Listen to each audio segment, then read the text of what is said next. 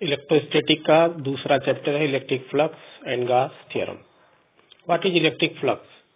जब किसी बंद पृष्ठ से वैद्युत बल रेखाएं गुजरती हैं तो जितनी वैद्युत बल रेखाएं उससे गुजरती हैं उसकी माप को वैद्युत फ्लक्स कहते हैं।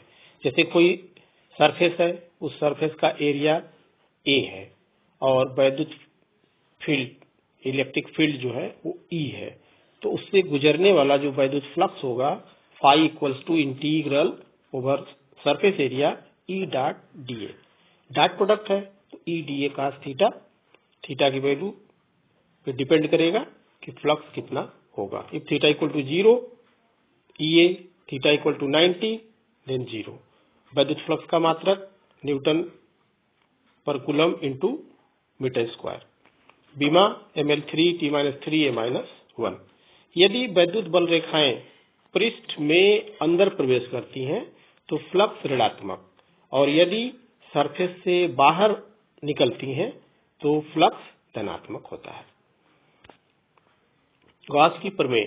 यदि किसी बंद पृष्ठ से गुजरने वाला वैद्युत फ्लक्स फाई ई हो तो उस पृष्ठ द्वारा परिबद्ध कुल आवेश Q का 1/ε टाइम्स होता है, यानी phi equal to E dot D A equals to Q/ε0, जहां पे ε0 निर्वात की वैद्युतशीलता है। प्रूफ करने के लिए एक चार्ज लिया Q, इससे r डिस्टेंस पर एक पॉइंट है, इसका एक गॉसियन सरफेस ड्रा कर दिया। इस पॉइंट पर E बाहर की तरफ होगा, एरिया एलिमेंट ले लिया dA जो कि सरफेस पर परपेंडिकुलर होगा, dA E और dA के बीच एंगल थीटा, O पर जो सॉलिड एंगल बन रहा है वह d ओमेगा। इस तरह से अब हम फाइंड करेंगे कि इस स्मॉल एरिया एलिमेंट से कितना फ्लक्स निकल रहा है। तो इससे निकलने वाला flux D phi E equals to E dot D A means E D A cos theta, theta E और डी ए के बीच की वैल्यू है। क्यू आवेश के कारण बिंदु P पर वैद्युत क्षेत्र E इक्वल्स टू 1/4πε0 Q/r², और flux D phi E equals to 1/4πε0 Q/r² dA cos theta E की वैल्यू पुट कर देगी ऊपर वाले इक्वेशन में। अब इसे आप रीअरेंज कर लेंगे 1/4πε0 Q dA cos theta by r²। dA cos theta by r² solid angle है जिसको d ओमेगा से डिनोट कर रहे हैं। D phi equals to Q/4πε0 d omega integrate कर देंगे और d ओमेगा पर इंटीग्रेशन होगा तो संपूर्ण पृष्ठ द्वारा किसी बिंदु पर जो अंतरित घन कोण होगा वह 4 पाई स्टेरेडियन होता है। ये वैल्यू पुट कर देंगे आप, phi equals to Q/ε0। Gaussian पृष्ठ क्या होता है? जिस पृष्ठ से हम गुरुत्वीय वैद्युत चुंबकीय क्षेत्र के फ्लक्स की गणना करते हैं उस सरफेस को गॉसियन सरफेस या गॉसियन पृष्ठ कहा जाता है। गॉस के नियम के बहुत से अनुप्रयोग हैं, जिसमें कुछ अनुप्रयोग यहाँ दिखाए गए हैं। जैसे अनंत लंबाई के एक समान आवेशित सीधे तार के निकट वैद्युत क्षेत्र की तीव्रता कितनी होगी फाइंड करने के लिए हमने एक तार लिया, इस तार के ऊपर Q आवेश दिया गया है, इससे एक पॉइंट r दूरी पर एक पॉइंट ले लिया P, और इस पॉइंट पर एक हम गॉसियन सरफेस ड्रा करेंगे। तो तार है, तार के चारों तरफ रेडियस पर सरफेस ड्रा करेंगे तो ये हो जाएगा सिलिंड्रिकल शेप का। अब इस सिलिंड्रिकल शेप में आप देखेंगे कि एक ऊपर की तरफ टॉप, नीचे की तरफ डाउन टॉप और कर्व सरफेस होगा। टॉप और बॉटम में E और DA परपेंडिकुलर होंगे, थीटा की वैल्यू 90 डिग्री हो जाएगी। सरफेस पर DA और E दोनों एक ही दिशा में होंगे, थीटा की वैल्यू 0, अर्थात ऊपर वाले पृष्ठ और नीचे जो टॉप और बॉटम है यहाँ से जो फ्लक्स होगा वह 0 होगा। तो टोटल फ्लक्स जो मिलेगा इस तार के कारण वह कर्व सरफेस पर होगा, उसके लिए आप फाइंड करोगे तो E डॉट DA और इससे मिल जाएगा E integral E DA, E को बाहर कर लेंगे, DA surface area 2 pi RL, phi S equal to into 2 pi RL। तार अगर धनात्मक है तो बाहर की तरफ, अगर तार ऋणात्मक है तो तार की तरफ, अंदर की तरफ होगा। गॉस के नियम से phi equal to Q upon epsilon naught. अब इक्वेशन 1 2 को इक्वेट करेंगे आप। E equals to 1/2 pi epsilon naught 1/r Q by L lambda, जिसे कि आप लीनियर चार्ज डेंसिटी कहते हैं, लीनियर चार्ज डेंसिटी। तो ई प्रोपोर्शनल 1/r हो जाएगा। अगर हम इसमें ग्राफ प्लॉट कर दें तो ई और आर के बीच जो ग्राफ होगा वह हाइपरबोला होगा। दूसरा अनुप्रयोग, अनंत विस्तार की समतल आवेशित अचालक चादर के निकट वैद्युत क्षेत्र की तीव्रता। एक अनंत लंबाई का हमने एक चादर ले लिया, इसके दोनों तरफ स्थित बिंदुओं पर, जो कि इस तार के या इस चादर के निकट हैं, अगर हम देखें तो ई और डी ए दोनों एक ही दिशा में होंगे तो थीटा की वैल्यू 0 हो जाएगी। तो इस चादर से दोनों तरफ निकलने वाला फ्लक्स इसके टोटल फ्लक्स के बराबर होगा, जिसकी value phi equal to surface area A D E dot D A plus E dot D A. इसको आप इक्वेट कर देंगे तो ये हो गया 2e dA, phi equal to 2e a equation 1। Gauss के नियम से Q upon epsilon naught, phi की वैल्यू पुट कर देंगे तो E equals to Q upon 2 epsilon naught a। Q upon a surface charge density होगी, जिसे सिग्मा से प्रदर्शित करते हैं, तो E की वैल्यू मिल गई सिग्मा अपान 2 एप्सिलॉन नॉट। अगर धनात्मक आवेशित चादर होगी तो E की वैल्यू चादर से दूर होगी, लंबवत, और यदि नेगेटिव होगा तो चादर की ओर होगा, लंबवत। आवेशित चालक के ठीक बाहर वैद्युत क्षेत्र की तीव्रता। अनंत विस्तार की परिमित मोटाई, इसमें कुछ मोटाई होगी, तो मोटाई होगी तो जो चार्ज दिया जाता है वह सरफेस पर रहता है, तो दाहिने सीट के और बाएं दोनों तरफ होगा। तो इस तरह से एक के कारण, सरफेस 1 के कारण सिग्मा अपान 2 एप्सिलॉन नॉट, 2 के कारण सिग्मा अपान 2 एप्सिलॉन नॉट, दोनों की दिशा P पर एक ही तरफ होगी, इसलिए नेट वैद्युत क्षेत्र जो होगा वह दोनों के सम के बराबर होगा। सम कर देंगे E equals to sigma upon epsilon naught. इसी तरह से आप इसके प्रयोग से दो पैरेलल प्लेटों के बीच, जो कि असमान पृष्ठ घनत्व की धन और ऋण आवेशित समांतर अचालक प्लेट रखी गई हैं, उनके बाहर, उनके बीच में और दूसरी तरफ कितनी वैद्युत क्षेत्र की तीव्रता होगी, ये हम निकाल सकते हैं। जैसे हमने इस फिगर में दिखाया है कि सीट 1 और 2 है, P पर प्लस चादर के कारण दाहिने तरफ, बाहर की तरफ होगा, सेकेंड चादर के कारण या सीट के कारण ये दूसरे प्लेट की तरफ होगा।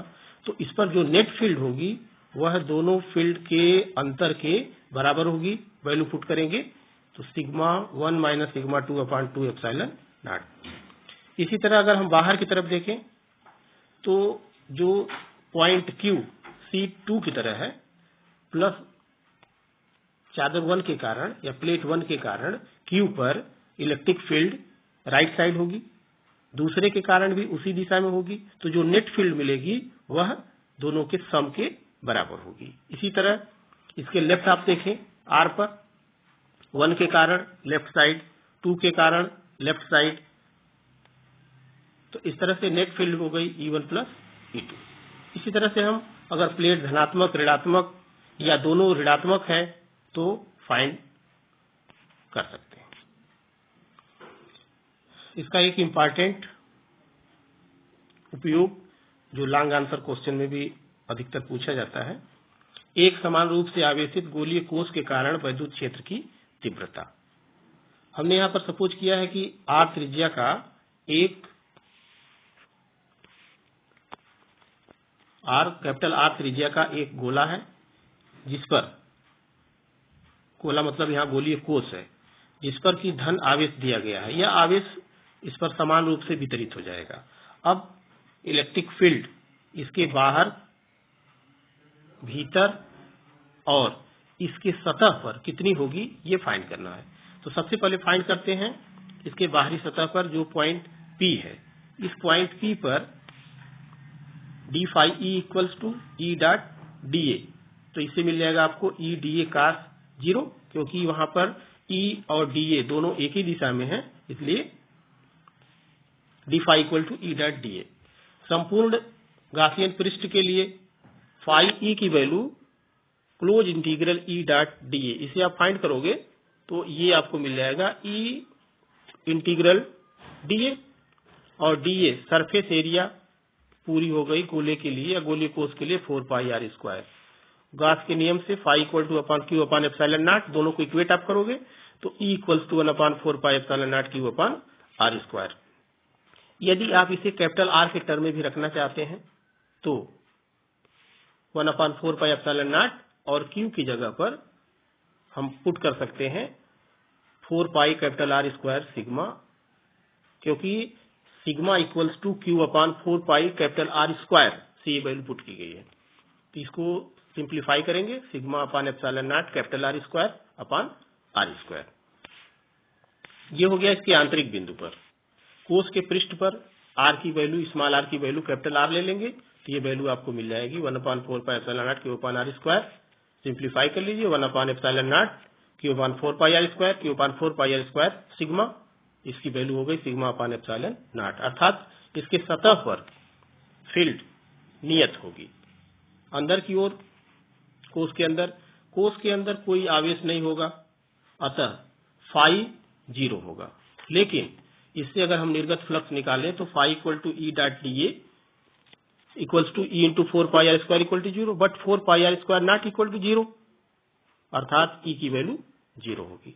अगर हम इसके लिए ग्राफ प्लॉट करें तो ये देखें आप, ये सरफेस है और इस पर चारों तरफ प्लस चार्ज दिखाया गया है।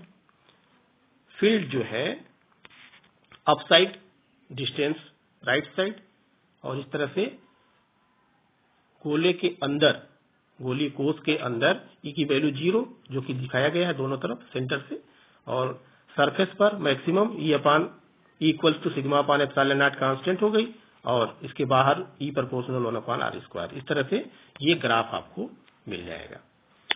अब इसी तरह से है कि एक समान आवेशित अचालक गोले के कारण, अचालक गोला अगर होगा तो उसमें जो भी आवेश दिया जाएगा पूरा का पूरा आवेश उसके आयतन में एक समान रूप से वितरित हो जाएगा। अर्थात यहाँ पर हम आयतन घनत्व की बात करेंगे तो आयतन घनत्व रो बराबर Q upon 4 upon 3 pi R cube. अब ठीक हम वैसे ही ज्ञात करेंगे कि गोले के बाह्य बिंदु जहां पे स्मॉल आर की वैल्यू कैपिटल आर से अधिक है, फ्लक्स कितना होगा। तो फाइंड करने पर phi equal to E dot D A, और इसको इक्वेट कर देंगे क्यू अपान एप्सिलॉन नॉट से, तो E into 4 pi R square Q upon epsilon naught. ठीक बाहर वाले वैल्यू की तरह से बाह्य बिंदु पर E equal to 1 upon 4 pi epsilon naught Q upon R square. Q की वैल्यू यहाँ पर पुट करेंगे आयतन घनत्व के रूप में, तो 4 upon 3 pi capital R cube rho, और बाकी वैल्यू इसमें आप सिंप्लीफाई कर लेंगे तो equals to rho upon epsilon naught capital R cube upon 3 R square. गोले के पृष्ठ पर स्मॉल आर की वैल्यू कैपिटल आर पुट करेंगे तो इस तरह से E equals to rho upon epsilon naught capital R cube upon 3 R square, value cancel हो जाएगी। E equals to rho upon 3 epsilon naught capital R, rho और 3 epsilon naught constant है तो E proportional capital R maximum भी होगा और directly proportional होगा। अर्थात जब हम सेंटर से सरफेस की तरफ चलेंगे तो वैद्युत क्षेत्र की तीव्रता बढ़ेगी। गोले के आंतरिक बिंदु पर स्मॉल आर की वैल्यू जो है कैपिटल आर से कम होगी। अगर हम ये सपोज कर लें कि इस छोटे गोले